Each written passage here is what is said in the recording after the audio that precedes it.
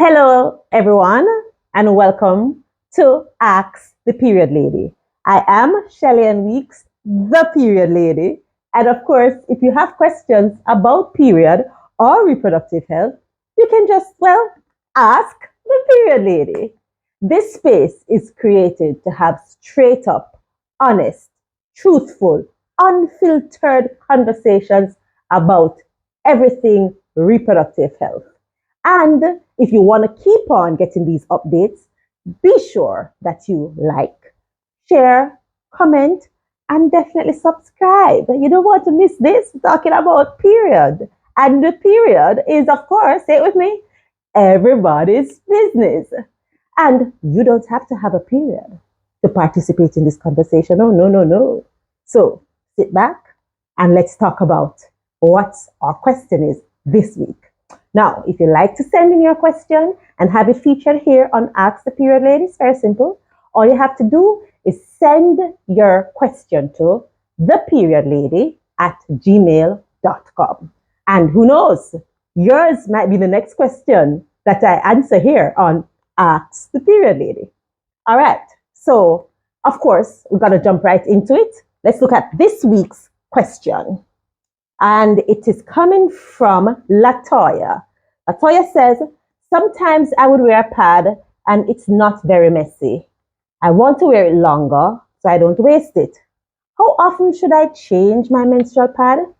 Very good question, Latoya. This question might be a little controversial for some people because there are a lot of different trains of thought. But I'll give you some guidance here. Now, when it comes to wearing menstrual pads, you'll see on the products, some products will tell you that you can wear it for 8 to 10 hours. Some products will go straight on and slap the 10-hour on it. I've seen products promising you all day protection. The truth is, don't follow that. Yes, I said it. Don't follow that. And the reason is, in this climate, in tropical climate, where the sun shines most of the time, whether you is a fat woman or a maga woman, you do a thing named sweat. And you sweat between your thighs. And that is significant because for some of us, our pelvic region sweats a lot more than even some other parts of our bodies.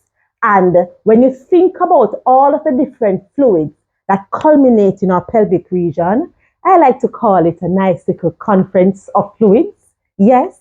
So that adds to the other fluids that are also in the region.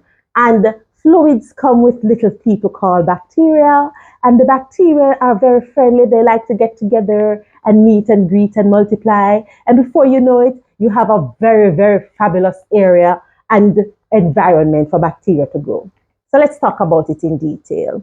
Now, when you put a pad on in the morning, your pad is supposed to be dry. Most of them have different levels of absorbency, and you want to ensure that the fit is proper so you can get the best protection. But once you put that pad on, it's not just the period that makes contact with the pad. Now you're looking at all of the other bacteria and fluids that, as I described before, joined the conference. Now let's look at them. You have urine. Urine is there all the time because, our urethra is right there and we urinate through the day. And even though we wipe, sometimes you might have a little bit of urine come there. Some of us might have some challenges with incontinence. So urine contributes to the party. And then we have the vaginal secretions because, newsflash, vaginal secretions doesn't stop when you're having your period. There are still different things happening inside of your vagina because, it's a lady that keeps herself clean. So she might shed and she will have different discharges coming out in addition to period. Yes. It's a whole fun time going on down there. And also, we do have the anus. Now, the anus has its own bacteria around there and do their own thing. And, sometimes, like I said, we all have the same pelvic region and it's all in the same space. So all of those different fluids might start to release their own bacteria. And then add sweat. Here comes sweat. Sweat say, hey, don't forget about me. And now we have a nice environment for a whole heap of different bacteria to grow. So what a pad does is provides a space, a surface for them to get together and multiply. And this is a great opportunity for an infection. Now, there are some persons who will say, right after my period, I just have a massive yeast infection. Sometimes that's because there's an overgrowth of bacteria and you will end up having infection. And a lot of the times, the material that the pad is made from might not be very breathable. So that will also add to the moisture situation. And so the longer you have your pad on is the more likely it allows for that environment, which will increase your ability to be dealing with different sorts of infections. So that's the main reason why we want to change those pads frequently. Now, what is frequently? Recommended 4 to 6 hours, but you can gauge it based on your flow, because some of us, one sneeze, pad have to change. You know how it go. Your vagina sneeze too. The thing name whoosh. Sometimes when that happens, we just have to change right away. When I was flowing very heavy back in the day, I used to go through a full pad front to back, fully soak in an hour. That's how heavy I used to flow at the time. So you can definitely gauge it based on how your flow is. But whether your pad is very soiled or not, do not wear it more than 8 hours. Do not wear it the next day because you look on it and say, but it's not so messy. That once you put it on and you walk up and down in it, please, that is a used pad, change it. Same thing applies if you're using reusable products. If you put on a panty, a leak-proof panty, and you have it on and it's not very soiled, it don't mean you must wear it all day. Yeah, you have to take it off and clean it too. Yeah. Mm-hmm. Same bacteria grow up on panty too. Mm-hmm. Okay? So ensure that you change your products 4 to 6 hours, right? People disagree with me on this, but I feel the same way about tampons. Do not wear your tampons for more than 4 to 6 hours at a time. And I do not recommend that you sleep in your tampons either, for the same reason. A lot of the times the tampon is inside of our bodies, and we'll have the old blood inside of the tampon, and the tampon is saturated, and the blood, there's no absorbency left. So now that blood inside of the tampon is growing bacteria on it, and the bacteria is still in contact with your skin, and the bacteria can go so instead of come so, and yes, infections are a thing. Okay? So you have to think about all of those different things whenever you're wearing your menstrual products. You have to make sure that you pay attention to your menstrual products. Don't forget about them. People have forgotten about wearing tampons, and they say, oh my gosh, I forget somebody to have it on. Yeah, you need to remove the tampons. All right? And if you use a tampon and it's not so soiled, try use it again. Once you take it out, dispose of it.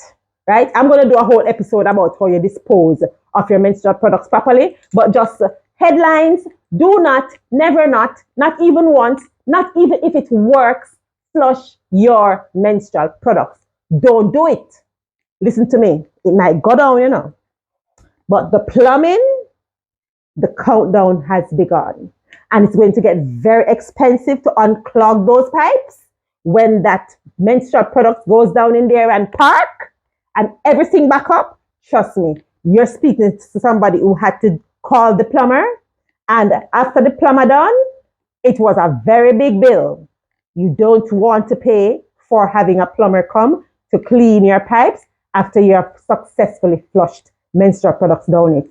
So to be safe for your pockets and for the inconvenience, do not flush your menstrual products.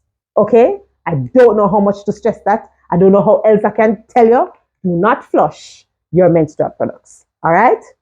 Wrap them up and dispose of them in the regular garbage. It don't have to be a special garbage, but if you have the special garbage bin, go right ahead and do that. But I promised you that I'm going to be talking about disposal of menstrual products, because there's a lot of opinions and thoughts about what it means to throw the blood in the garbage that the chicken fat is in, and who is going to be offended and who's going to have a feeling about it, and what the Bible says.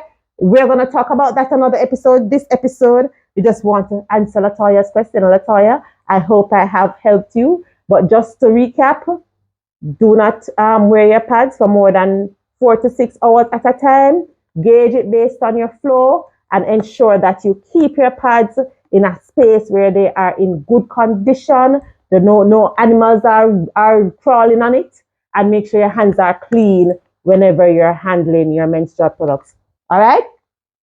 So I'm going to leave it there, and I want to say thank you once again for tuning in to another episode of Ask the Period Lady. And you know what to do if you want me to answer your question. All you have to do is send your email to theperiodlady@gmail.com. And remember to share the video with the people who you think needs it. Subscribe to my channel and follow us on Instagram and Facebook and all the different spaces. Her Flow everywhere. And I want to say thank you once again for the support and big ups to everybody. Make sure you continue to have healthy periods. And these are things that you can do to ensure that you don't have infections and you keep it nice and fresh all the time. All right? As I go, I want to remind you that authenticity is magic. Be yourself. I am Shelly-Ann Weeks, the Period Lady. Bye-bye.